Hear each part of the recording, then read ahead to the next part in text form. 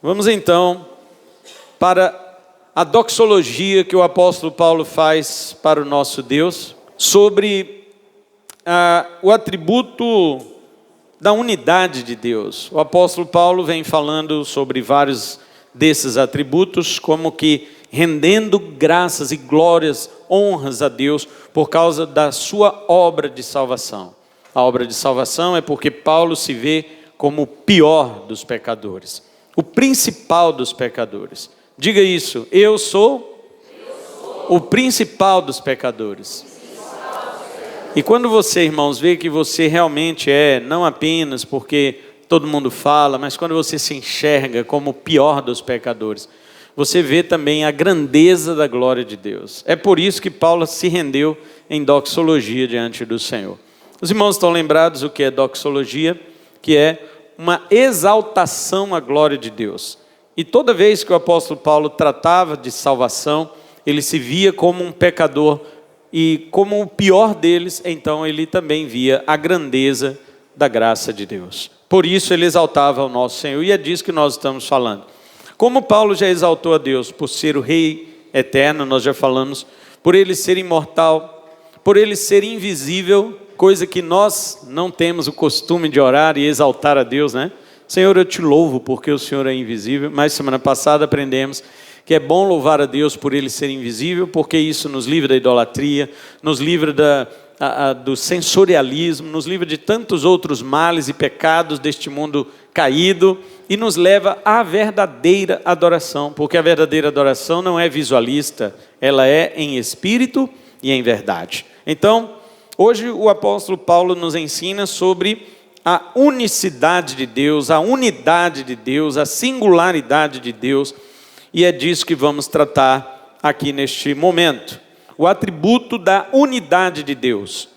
De acordo com o teólogo John Frame, a unidade de Deus ela pode ser vista em sentidos diferentes. Letra a simplicidade de Deus, não no sentido da palavra como nós usamos aqui, simples, porque isso é simples, né? Muito fácil. Não é isto. O significado da simplicidade de Deus nada tem a ver com facilidade.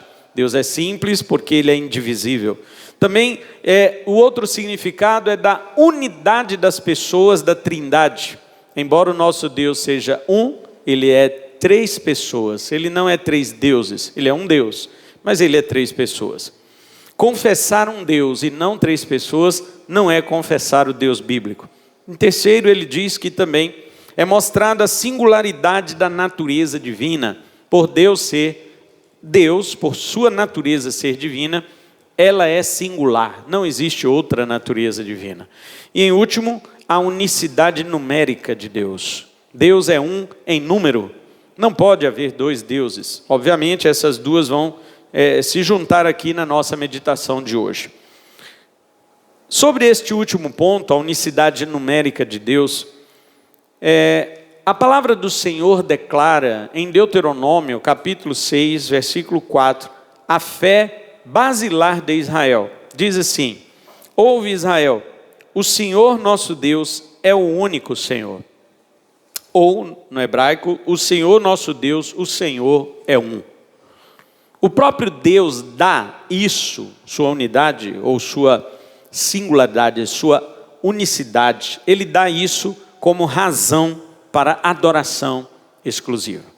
Observe que, como falamos que a invisibilidade livra você da idolatria, a unidade de Deus leva você à verdadeira adoração. Há uma adoração completa. Deus coloca a unidade dele como esta razão. Porque se não há outro Deus, então todo o teu coração deve se dedicar a ele em adoração.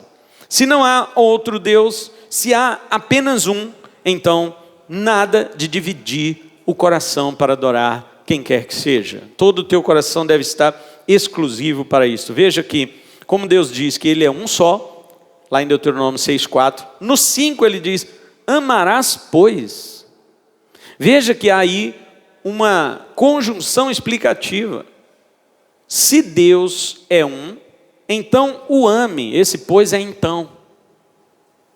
Ouve Israel, o Senhor nosso Deus, o Senhor é um. Então, ame-o. É isto que Deus está dizendo, ou Moisés está dizendo para o povo. O Senhor é um só, então ame-o com um pouco do teu coração, com muito, é isso que está dizendo? Com todo o teu coração, de toda a tua alma e de toda a tua força. Nós temos aqui a explicação, por que eu devo amar a Deus de todo o meu coração? Porque Deus é um. Esta é a razão. A entrega do coração, da alma, da força que Moisés falou lá em Deuteronômio, e como o próprio Jesus mais tarde disse também em Marcos 12:30, Jesus acrescentou o entendimento, né? Jesus diz: amarás o Senhor de todo o teu coração, de toda a tua alma, todas as tuas forças e todo o teu entendimento. A adoração diante de Deus requer a nossa humanidade inteira, o nosso ser inteiro na dedicação ao amor a Ele. Adoração significa também amor. É óbvio que amor, nem todo amor significa adoração, mas a adoração inclui o amor a Deus. E como não há outro Deus, não há como você dividir isto. Se houvesse outro, nós poderíamos dedicar um pouco para um pouco para outro, e assim por diante, como nas religiões politeístas. As pessoas escolhem um Deus a quem servir, ou então eles adoram vários de uma vez, dedicando uma parte de si para cada um desses deuses. Mas como nós sabemos, deuses no plural não existem, porque Deus é um. Isso destruiria o conceito de ser do próprio Deus. Se houvesse deuses, se houvesse dois deuses pelo menos, já destruiria o conceito de ser Deus.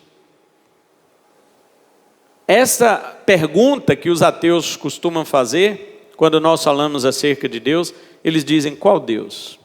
Mas qual Deus? É Zeus? É Thor? É Odin, que é o pai de Thor? É Yahvé? É o Deus Tupã? Qual Deus que você está falando? Fala, mas que pergunta é essa? Que pergunta é essa? Se só há um Deus, então você está me dando opções. Não existe opções quando se trata da unidade de Deus. Essa pergunta é tola igual a quem a faz. A pergunta é tão idiota quanto os ateus que elaboraram. Obviamente, de cabeças idiotas surgirão perguntas idiotas. A questão é que nós achamos que isto e agora, pastor? Ele me perguntou qual Deus. E você está na dúvida? Só existe um. Se você disser para mim: pastor, eu quero falar com o seu irmão, eu tenho 5, eu vou dizer o que para você? Qual? Porque somos muitos. Agora, se você disser: pastor, eu quero falar com o seu pai, eu vou dizer o quê? Qual? Só tem um? Eu não vou dizer isso, isso é tolice. Agora o cara vai dizer: qual Deus? Mas que isso? Só existe um. Para você ter ideia, até Moisés, quando pergunta para Deus: quando eu for ao povo de Israel dizer que o Senhor vai tirá-los do Egito, quem eu vou dizer que o Senhor é? O Senhor, qual é o teu nome? E Deus fala: mas eu não preciso de nome, só tem um. Então ele diz: mas para que você não fique confuso, porque lá no Egito tem muitos deuses, diga ao povo que eu sou o que sou. Acabou. Eu sou o que sou é o quê, irmãos? Eu sou o que sou é um. Eu sou o que sou é transformar o verbo ser de um verbo transitivo direto para um verbo intransitivo. Verbos transitivos diretos são aqueles que requerem um objeto direto para completar a ideia da frase. Os verbos transitivos indiretos são os que requerem um complemento indireto através de uma preposição. E os intransitivos são aqueles que, por si mesmo, o próprio verbo, ele encerra uma ideia fechada. Ele contém uma ideia fechada. Mas o verbo ser, para nós humanos, não contém uma ideia fechada. Se alguém chegar para você e falar assim: ei, irmão, eu sou. Você vai dizer o que para ele? Você é o quê? A princípio parece doido. Mas você é o que mesmo? Não é isso que nós vamos perguntar? Agora, quando Deus diz assim: eu sou, você pergunta para Deus: você é o quê? Você não pergunta. Deus, por ser, ele transforma o verbo ser de verbo transitivo direto para verbo intransitivo. Um verbo cujo sentido é completo, mas é completo só nele, em mais ninguém. Deus é.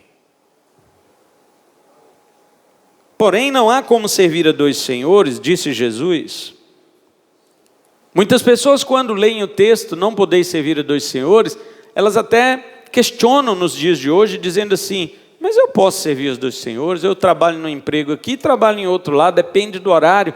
Se os horários não... Mas Jesus não está falando disso. Jesus não está falando de patrão e empregado. Jesus está falando de senhor e escravo. Jesus estava falando de escravo. Um escravo, ele era apenas posse. Ele era apenas propriedade do seu senhor. Se este escravo fosse propriedade de um senhor, ele não poderia servir a outro. Somente aquele. A não ser que ele fosse vendido. A não ser que ele fosse vendido para outro senhor, então ele poderia servir outro. Mas uma vez comprado por aquele outro, ele também não podia servir mais outro. Só aquele. Um senhor por vez.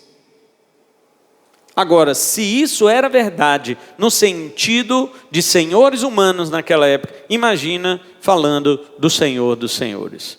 Imagina falando de Deus. Se houvesse outro Deus, Deus não seria Senhor absoluto. Embora muitos queiram dividir hoje o senhorio de Deus com o seu suposto e enganoso livre-arbítrio e outros ídolos de todos os tempos. Agora veja, irmãos, existem ídolos de vários tempos. Uns vêm e vão, mas o livre-arbítrio é um ídolo que não vai embora. Vocês já perceberam isso? Porque o livre-arbítrio é uma tentativa do diabo de dizer para você que você pode. De dizer para você que você consegue. E isso está presente em diversas mentes cristãs ímpias, porque o cristão devia, por ser cristão, ele devia tirar da mente do ímpio qualquer ousadia dele pensar que ele tem livre-arbítrio. Mas o cristão tem medo de falar isso com outro cristão, quanto mais com o ímpio. Ele tem medo. É por isso que o ídolo chamado livre-arbítrio, ele se torna cada vez maior. E as pessoas acabam acreditando nele mais do que no senhorio de Deus. E acabam pensando que tem mesmo. Elas dizem: eu tenho livre-arbítrio, eu vou na rua, eu compro. Se eu quiser, eu compro laranja, se eu não quiser, eu compro maçã. E daí? Isso não é livre-arbítrio. Isso não é a questão. A questão é que você é escravo. Os seus desejos, eles são escravizados pelo pecado. Você pode comprar até um caroço de limão. O que levou você a comprar um caroço de limão não foi uma vontade pura. Foi uma vontade aprisionada pelo pecado. E qualquer coisa que você fizer com uma maçã, ela só será feita para a glória de Deus se você for crente. Se você não for, não é feita para a glória de Deus. Irmãos, eu já disse isso para vocês, vou repetir porque eu me lembrei que faz tempo que eu não falo. Os ímpios também serão julgados por Deus e condenados porque eles comem maçã. Porque eles tomam café. Não só por causa disso, do café. Os ímpios serão condenados por Deus porque eles almoçam. Porque eles tomam água. Os ímpios serão condenados por Deus porque eles respiram. Os ímpios serão condenados porque eles fazem tudo que os crentes fazem, porém não para a glória de Deus. O crente faz tudo para a glória de Deus. Então lembre-se disso, meu irmão. Quando você estiver na sua refeição, quando você estiver no seu trabalho, quando você estiver respirando o ar de Deus, diga: o ar é de Deus e eu respiro para a glória dele. E o dia que Deus quiser cortar a minha respiração, eu não vou morrer, eu serei promovido, porque eu vou para perto dele. Eu não tenho medo da morte, é assim que você tem que dizer. Crente não tem medo da morte. Você vai ter medo de um derrotado? Você vai ter medo de um derrotado? Cristo venceu a morte. Você vai ter medo de morrer? Irmãos, crente olha para a morte debochando dela. Paulo falou kkk lá no WhatsApp, quer dizer, lá na Bíblia, onde está, ó morte, a tua vitória? Seria o kkk de hoje. Cadê a morte? Você não é a bichona? Você não é forte? Você não é a morte que prende todo mundo? Cadê a tua vitória? Onde é que está teu aguilhão? Meu Senhor ressuscitou, não está dentro do sepulcro. Cadê você? E ele é só as primícias, tá? Vai vir mais aí, uma grande plantação que você também não vai segurar. Paulo estava rindo da morte. E os irmãos hoje, vou morrer. Claro que vai. Eu lhe dou essa notícia. Você vai. Agora você está com medo disso? Com medo de alguém que Jesus derrotou, meu irmão? Não. Não há como servir dois senhores. Então assim, entra ídolo, sai ídolo e tal, mas o livre-arbítrio é um ídolo que o diabo colocou no coração de Eva e ele permanece até hoje no coração dos seres humanos, inclusive de muitos crentes. E deixa eu lhe dar um recado. Você não tem livre-arbítrio. Deus é Senhor soberano de todas as coisas e ponto de exclamação final. Hoje há uma frase que tenta unir cristãos verdadeiros e falsos enganadores, dizendo assim: Deus é um só. Se fosse lá em Minas, eu ia falar, nada bobo, Deus é um só. E não importa a religião. Isto é o que as pessoas dizem. Olha, você é da religião evangélica? Eu tenho até um certo receio dessa religião evangélica, né? Você é da religião evangélica, eu sou da religião tal. Não importa, Deus é um só. Aí tem crente que fica assim, é verdade, né? Que verdade um ímpio fala, irmão, pelo amor de Deus. Qual é a verdade que um ímpio fala? Ai, Deus é um só. E isso é uma verdade bíblica, que colocaram na mente deles, na boca deles. Mas eles não sabem o que estão dizendo quando dizem que Deus é um só. Um papagaio também, enquanto canta glória, glória, aleluia, ele não sabe o que é glória e nem aleluia. Ele é um papagaio. O ímpio, quando fala Deus é um só, ele não sabe o que é isso, ele é um papagaio. Ele está repetindo aquilo que ele ouviu dizer. E aí ele diz uma verdade porque ele repete aquela verdade porque ouviu alguém dizer, como um papagaio, Deus é um só, e completa com a frase diabólica que o diabo semeou na cabeça dele. Então não importa a religião. Meu filho, monta as premissas aí que eu quero ver seu silogismo. Eu quero ver de onde você chegou à conclusão que não importa a religião pelo fato de Deus ser um. Como você chegou a essa conclusão? Eu não entendi como que essas coisas chegaram. Como que esse 2 mais 2 seu virou 7? Eu não entendi. Como é que é? Deus é um só? Amém. Concordamos com isso que a Bíblia diz. Então, já não tem então, porque isso é só uma frase. Para você fazer uma conclusão de um silogismo, você precisa de pelo menos 2 frases verdadeiras. A primeira é verdadeira, Deus é uma só. Cadê a segunda? Não tem. Ele já pula da primeira premissa para a conclusão, e a conclusão é falsa, porque ela não deriva necessariamente da primeira premissa. Deus é um só, amém, concordo. Então, não importa a religião. Como você chegou nessa conclusão? Qual foi a ponte que ligou Deus é um só para essa conclusão? Que não importa a religião. Qual foi a ponte? Está faltando a ponte. E mesmo que você coloque uma, ela não se sustenta. Porque não existe nenhuma ponte que ligue a frase Deus é um só para chegar à conclusão que não importa a religião. Não existe. E os crentes aceitam. É verdade. Que verdade? Isso é uma mentira. Deus é um só, é a verdade bíblica. Conclusão, não importa a religião, é diabólico.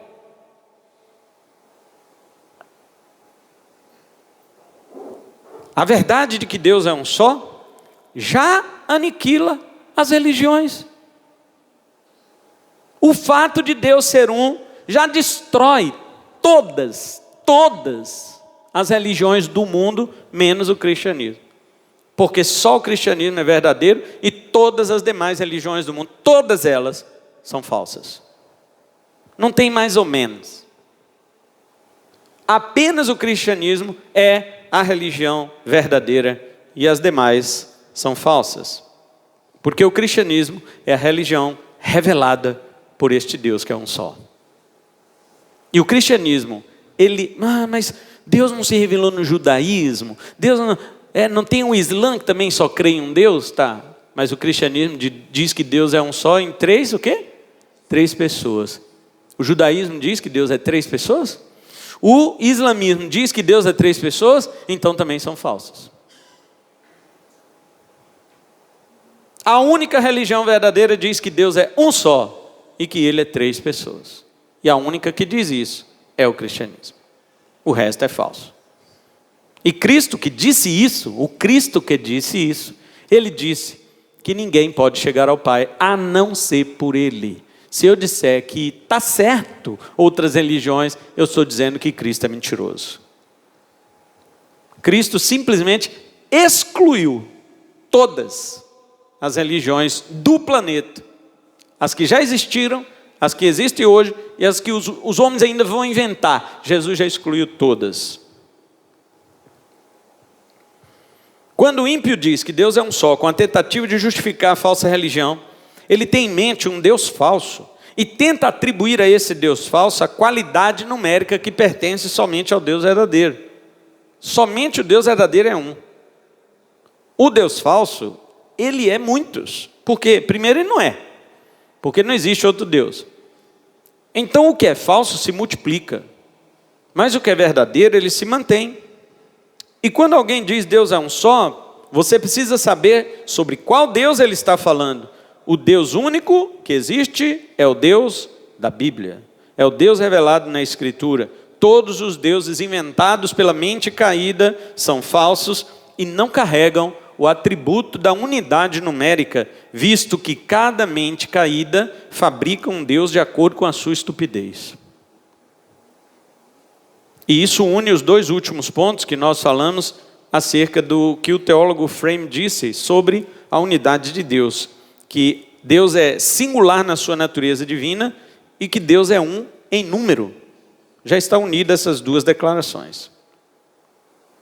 A respeito do segundo ponto, que Deus é um, mesmo em 3 pessoas, que é a declaração única e exclusiva do cristianismo, nós estudamos muito isso aqui durante as terças-feiras, né?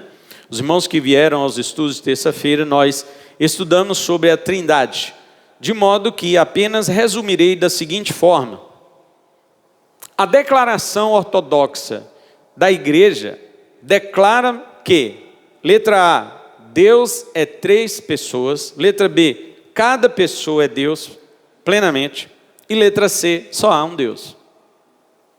É isso que a declaração ortodoxa cristã declara. Não há contradição, porque nessa declaração não diz que há 3 deuses. Ela diz que há 3 pessoas, mas não diz que há 3 deuses. Cada pessoa é Deus, mas não diz que cada pessoa é a outra pessoa. Os teólogos antigos diziam: o Pai não é o Filho e nem o Espírito, mas é Deus. O Filho não é o Pai nem o Espírito, mas é Deus. O Espírito não é o Filho nem o Pai, mas é Deus. Mas só há um Deus. A unidade é da essência. E a pessoalidade é relação. Entenda essa diferença. Eu vou deixar isso resumido e claro para os irmãos, porque tem gente que fala: eu não entendo a Trindade. Então entenda agora. Preste atenção que você vai entender. Unidade, quando diz Deus é um, está falando da essência de Deus, do ser de Deus. A palavra essência vem do latim esse, que quer dizer ser. O ser de Deus é um. E quando diz que são 3 pessoas, que é a pessoalidade, Pai, Filho e Espírito Santo, está falando de relações externas deste Deus com aquilo que está externo a Ele, fora dele. Quando se diz que Deus é um só, está falando da sua essência, do seu ser. A pessoalidade fala de relações. Como que o Pai se relaciona com o Filho e com o Espírito, e como que o Pai, o Filho e o Espírito se relacionam conosco, que somos sua criação. Aí sim fala de pessoalidade. Mas divindade não. Divindade é o ser de Deus. É como se um pai humano e um filho humano fossem um em sua humanidade e 2 na sua pessoalidade. Preste atenção. Eu e meu pai, o reverendo Gildo, que vocês conhecem, eu e ele, nós somos um como humanos. Eu e meu pai somos humanos, somos um. Eu não sou um tipo de humano e meu pai é outro tipo de humano. Às vezes eu pareço um ET, mas não sou, sou humano. O meu pai é tão humano quanto eu sou tão humano quanto meu pai. Portanto, na humanidade nós somos um. Agora, somos distintos em nossa relação, porque eu sou filho do meu pai e não posso ser pai dele. Eu não posso ser pai do meu pai, assim como o meu pai não pode ser meu filho. Na minha relação com meu pai, eu sou diferente dele. É isto que faz uma claridade para a doutrina da Trindade. Como que Deus é um? Ele é um porque ele é um ser divino. Mas ele é três por causa da pessoa. A pessoa do Pai, que é Deus Pai, não pode ser filho de Jesus Cristo, que é o Deus Filho. Não pode. Jesus Cristo é Deus Filho eternamente. Desde sempre ele foi filho do Pai. Jesus Cristo, Filho de Deus, não pode ser pai de Deus Pai. Não pode. Por isso eles são pessoas diferentes na relação que eles têm intratrinitária, que é a relação dentro da Trindade, e também a relação que eles têm extratrinitária, que é fora da Trindade, com a sua criação. Por exemplo, vou dar um exemplo de relação da Trindade conosco. Foi Deus Pai que morreu na cruz por nós? Todo mundo sabe que não. Por quê? Por que todo mundo sabe que não? E diz que não entende a Trindade. Você sabe que não foi Deus Pai que morreu por você. Quem morreu por você foi Deus Filho, por ordem do Deus Pai. Veja que a própria relação do Deus Pai e do Deus Filho conosco, que somos suas criaturas, ainda é uma relação diferente. Isso denota a pessoalidade de cada um. Mas não retira a divindade de ninguém. Eles, as três pessoas, continuam sendo um Deus. Assim como eu e meu pai somos um humano, Pai, Filho e Espírito Santo são um divino. E assim como eu e meu pai somos pessoas diferentes, em relações diferentes, Pai, Filho e Espírito Santo são pessoas diferentes, em relação diferentes entre eles e fora deles.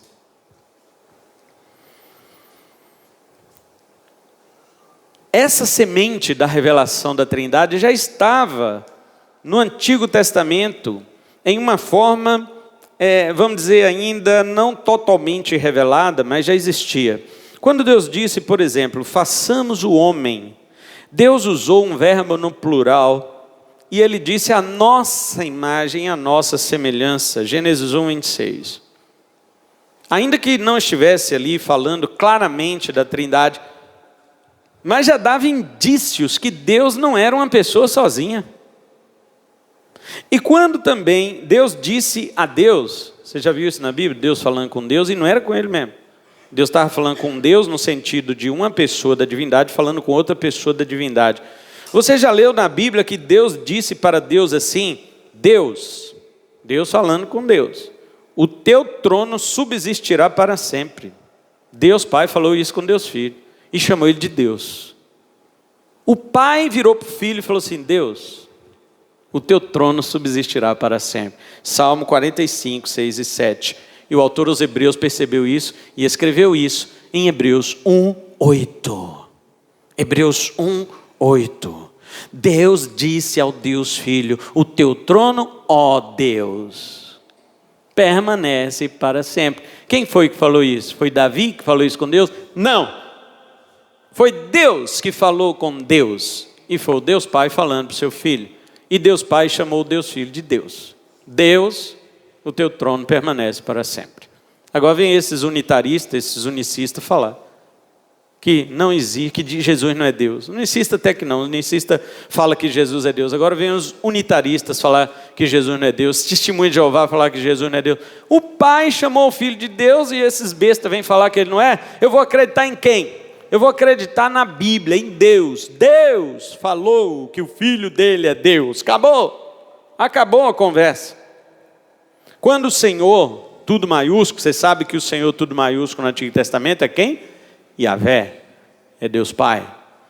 E quando esse Senhor, que é Deus Pai, Yahvé, falou com o Filho dele, ele chamou ele de quê? Senhor.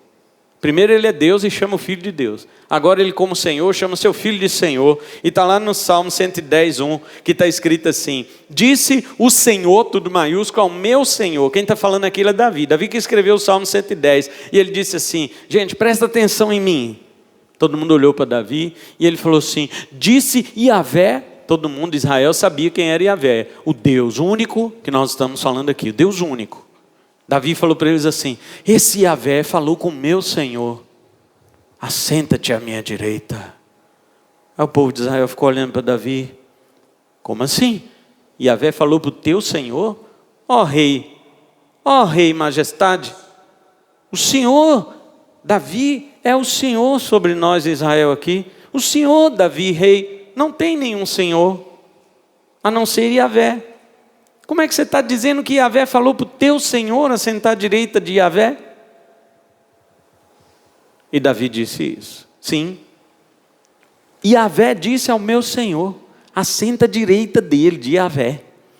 Mas quem é teu Senhor, Davi? E Jesus discutindo com os fariseus e saduceus sobre isso, em Mateus 22. Perguntou para eles assim: o Messias é descendente de quem, pessoal? E eles todos cheios: descendente de Davi. Acertando a pergunta deste falso Messias. Eles pensaram. E Jesus falou: foi mesmo? O Messias é descendente de Davi mesmo? Sim, com toda certeza. E Jesus disse para eles: então por que Davi disse que Yahvé falou para o Senhor de Davi assentar à direita de Yahvé? Se o próprio Davi chamou o Messias de Senhor dele, como é que o Messias vem dele? E todo mundo ficou confuso, ninguém tinha ouvido isso. Mas já estava na Bíblia, eles liam o Salmo 110. E tem uma outra coisa que a Bíblia fala sobre Jesus, e chama Jesus, sabe de quê? Raiz de Davi, raiz de Jessé. Aí todo mundo fala assim: nossa, Jesus veio de Davi. Gente, não é. A árvore é que vem da raiz, não é a raiz que vem da árvore. E Jesus falou que ele que é a raiz de Davi. Davi que veio dele. Jesus é a raiz da árvore da qual veio Jessé, o pai de Davi. Jesus é a raiz de Jessé, Jesus é a raiz de Davi. Se Jesus tivesse vindo de Davi, era o contrário. Davi era a raiz de Jesus. Mas na Bíblia diz que Jesus disse o quê? Eu sou a raiz de Davi. Aí a gente fica: ai, Jesus veio de Davi. Não, irmão, não. É a árvore que vem da raiz, meu filho. Se Jesus falou: eu sou a raiz, então quem ele fala depois veio dele. Eu sou a raiz de quem? De Davi. Então foi Davi que veio de Jesus, meu filho.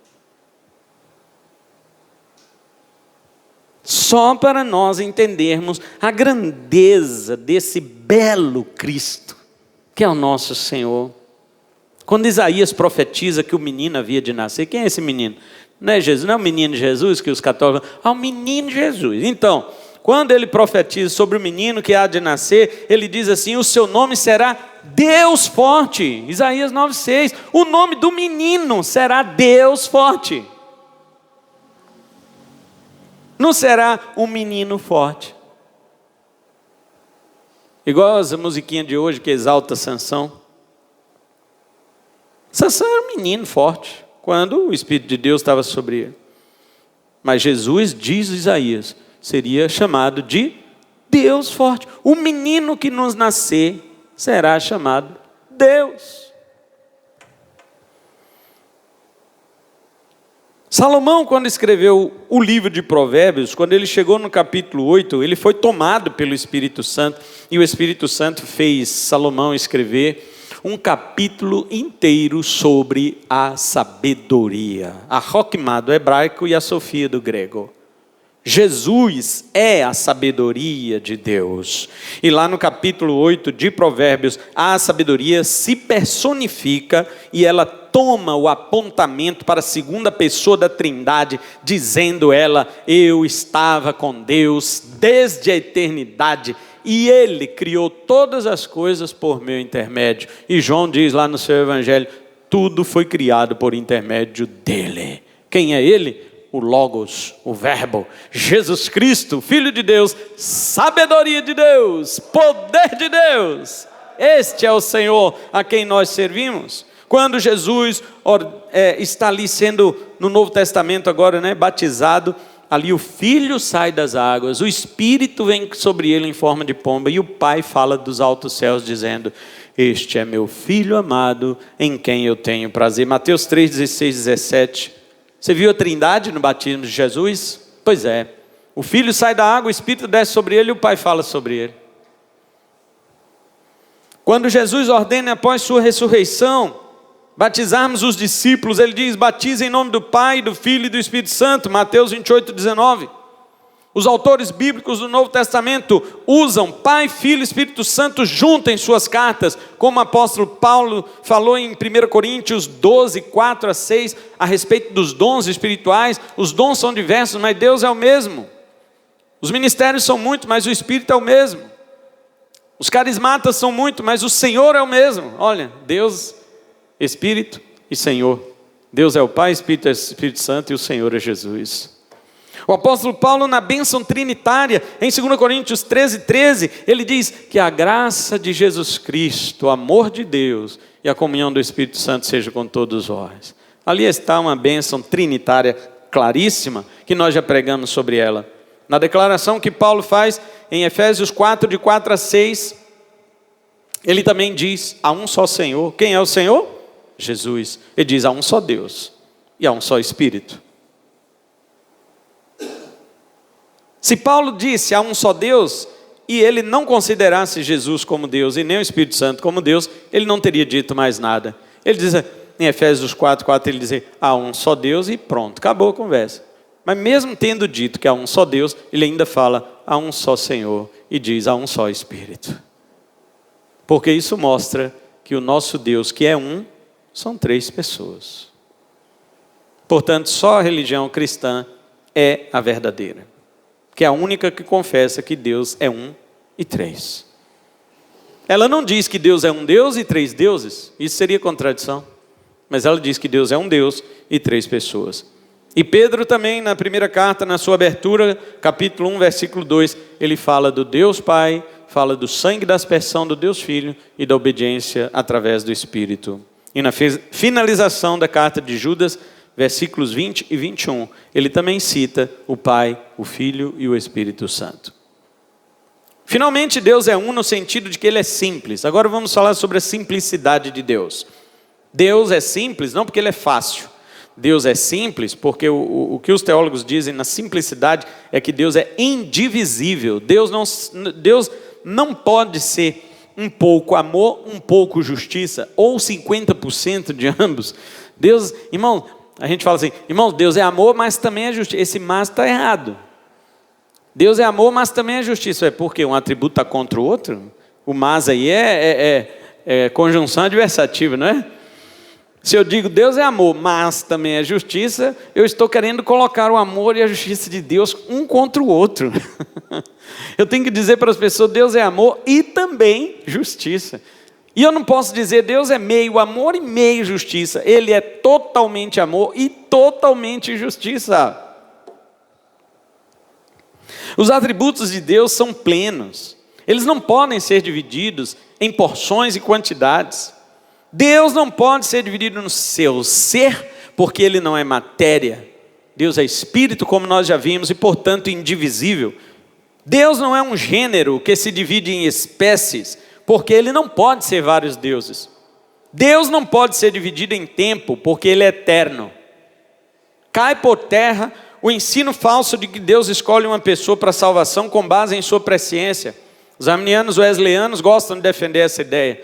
Deus predestina com base em sua presciência, mas esse argumento cai por terra quando nós sabemos que Deus não pode ser dividido, que a simplicidade de Deus, o argumento da simplicidade de Deus destrói essa falsa doutrina de que Deus escolhe uma pessoa com base na presciência, porque presciência significa, segundo eles, que Deus sabe de antemão o que uma pessoa vai fazer no futuro.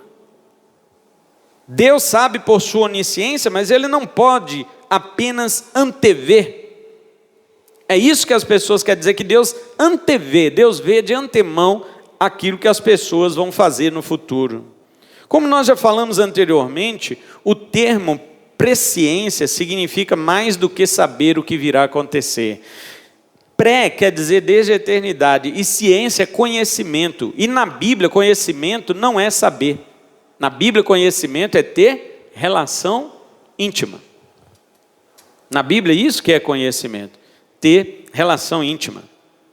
Embora Deus tenha antevisão, claro, Ele vê todas as coisas antes que elas aconteçam, Deus não depende de eventos futuros para ver essas coisas, porque Ele pode contemplar estas coisas na eternidade, mesmo antes de elas existirem, até na mente das criaturas. Deus é capaz de ver qualquer coisa antes que elas existam na mente das criaturas, antes que as próprias criaturas tenham mente, antes que as criaturas existam. Deus pode ver todas estas coisas, não porque Ele sabe que as criaturas vão produzir esse pensamento, mas porque Deus mesmo, em seu pensamento eterno, já produziu todas as coisas que todas as criaturas vão ter que pensar e vão ter que decidir. Tudo que nós decidimos foi pensado por Deus. Foi declarado por Deus. E se essas decisões já existiam na mente de Deus, não estava no poder das criaturas, ainda que elas não existissem. Deus também não é limitado pelo tempo, logo em sua eternidade não havia nenhum futuro. Eu pergunto para os irmãos, quem criou o tempo? Fala mais alto, quem criou o tempo? E o que compõe o tempo? Passado, presente e futuro. Mas se foi Deus que criou o tempo, então Deus criou o futuro. Se Deus sabe que uma pessoa vai pensar antes dessa pessoa existir, o que essa pessoa vai pensar está no quê? No passado, presente ou futuro? E se foi Deus que criou o tempo, e o futuro faz parte do tempo, então foi Deus que criou o pensamento dessa pessoa.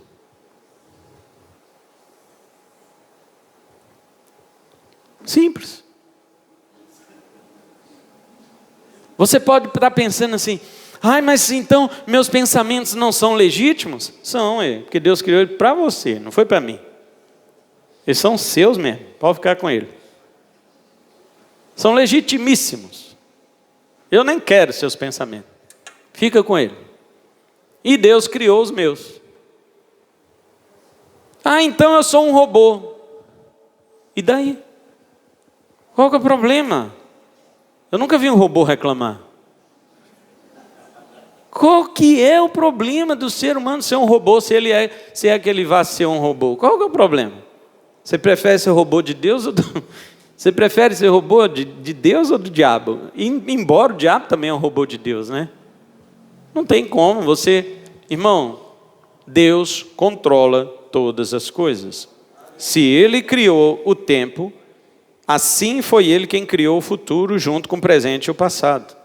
Deus é indivisível e único em sua simplicidade. Seus atributos não são partes, não são divisões. Cada atributo é essencial ao que Deus é.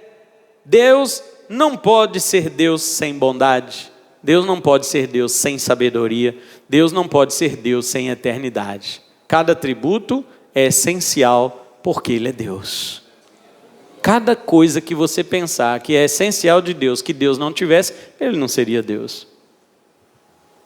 Então nenhum dos atributos de Deus pode ser retirado ou acrescentado. Quando algumas seitas ensinam que o inferno não vai durar para sempre, que vai ser aniquilado, eles estão retirando ou tentando retirar um atributo de Deus chamado ira. E eu pergunto aos irmãos, desde quando Deus tem esse atributo da ira? Deus adquiriu ele algum dia por acidente? Deus não tem acidente. Deus estava de boa, como devem eles pensar, né? Deus estava de boa, não tinha nada errado com nada, porque Pai, Filho e Espírito Santo não tem nada errado. Aí Deus decide criar as coisas. Já está errado. Deus decide, já está na mente. A mente de Deus é eterna. Então quando foi que teve essa decisão? Diz aí para mim, irmão. Quando houve a decisão de Deus criar alguma coisa? Desde sempre. Então, se é desde sempre, não teve decisão, hein?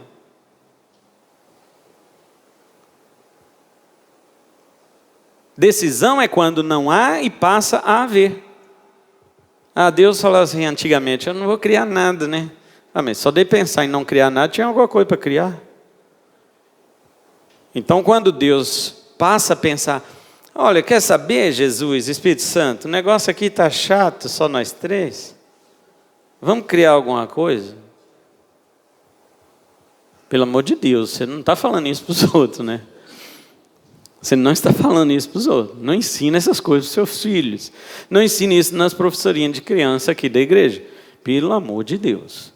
Já vi professorinha de criança falar assim, olha gente, Deus criou você porque vivia só Ele, o Filho e o Espírito Santo. Só. Estava muito chato. Imagina.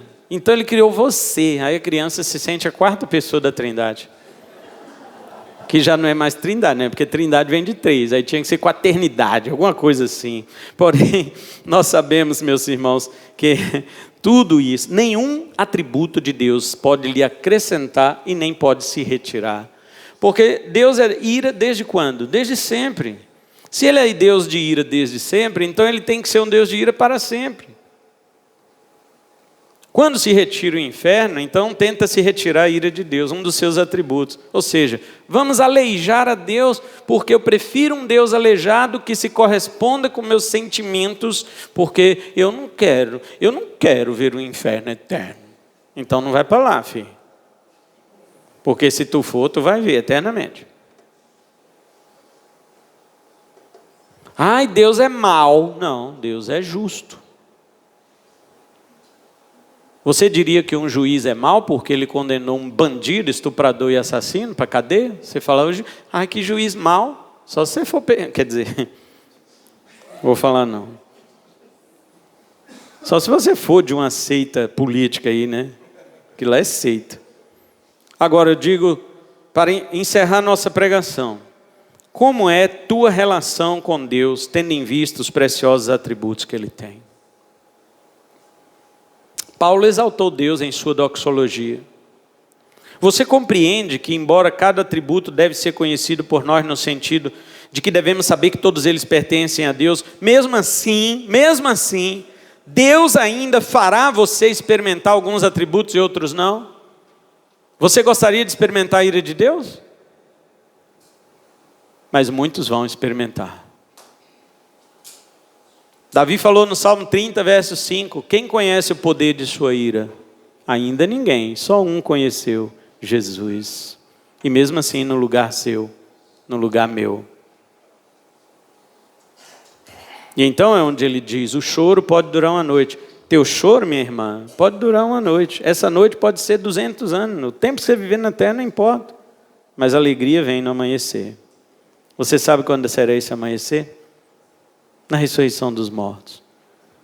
Quando Jesus Cristo voltar, ainda que você tenha vivido noites amargas e molhadas por tuas lágrimas de tristeza, ainda que, pode se alegrar, renda-se a Deus em doxologia e creia que quando você abrir o olho de verdade, porque nós não abrimos o olho de verdade quando acordamos na nossa cama, não.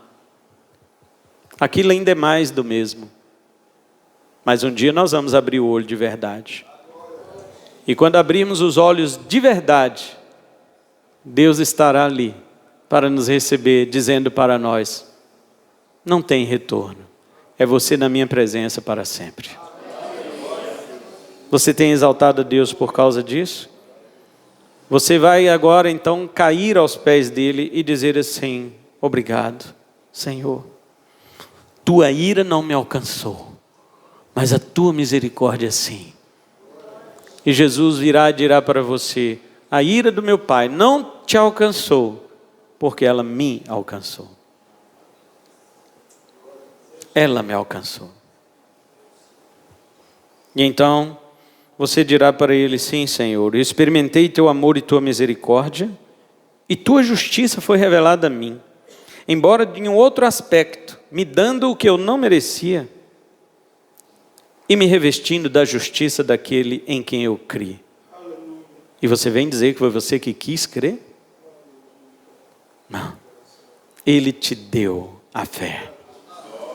Ele mesmo deu a fé para que você cresce no Filho dele. Deus é tão bom Deus é tão bom que você não tinha nada, nem fé para crer no Filho dele. E como ele já queria justificar você, como você não podia ser justificado por si mesmo, então Deus fez o seguinte: olha, eu quero justificar aquele ali, mas coitado, nem fé tem para crer no meu filho, porque eu só posso justificar quem crê no meu filho, mas nem fé ele tem. Então vou fazer o seguinte: filho, toma fé aqui, toma. E então ele vem com a palavra do Evangelho e te dá a fé. Quando ele coloca a fé em você, você crê na palavra do Evangelho, crê no Filho dele. Aí ele fala: agora você creu no meu filho?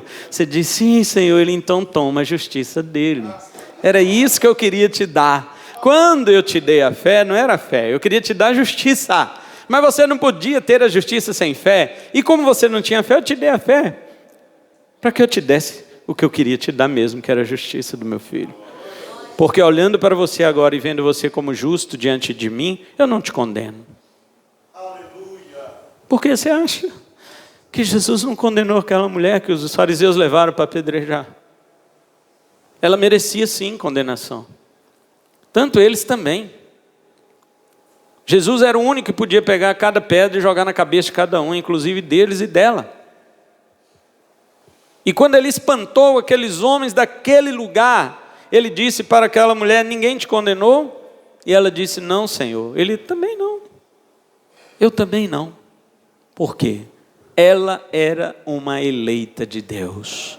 Jesus não condena os escolhidos do seu Pai. Ele falou: também não te condeno, não. Você ouviu Jesus dizer isso para você?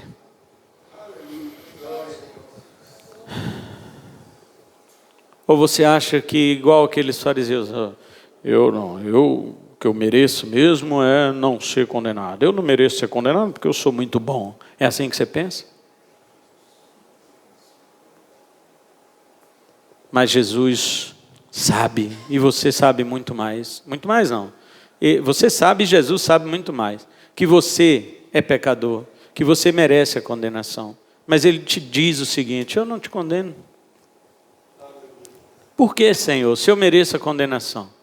Porque eu sou o autor de uma coisa que você não tem. Hebreus 12 diz que Jesus é o autor da nossa fé. Ou seja, eu não sou o autor da minha fé, é Ele.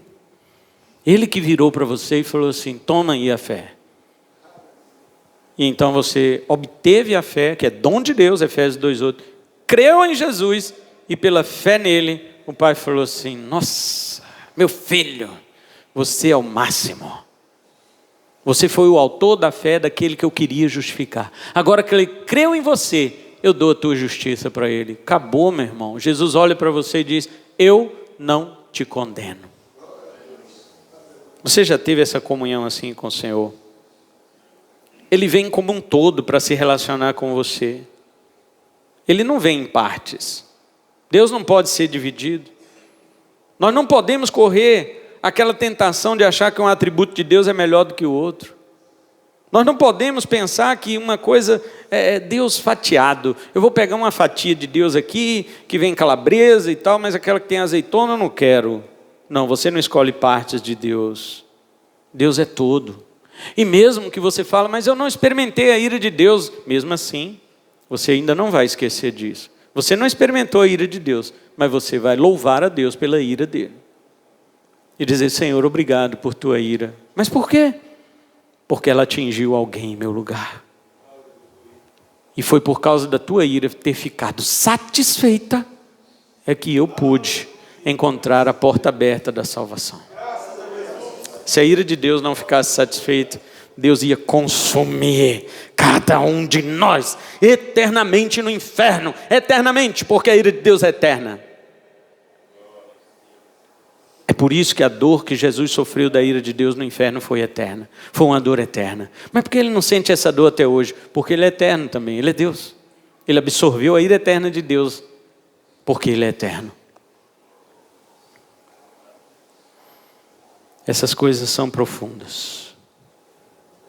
Eu chamei isso aqui de monontologia divina.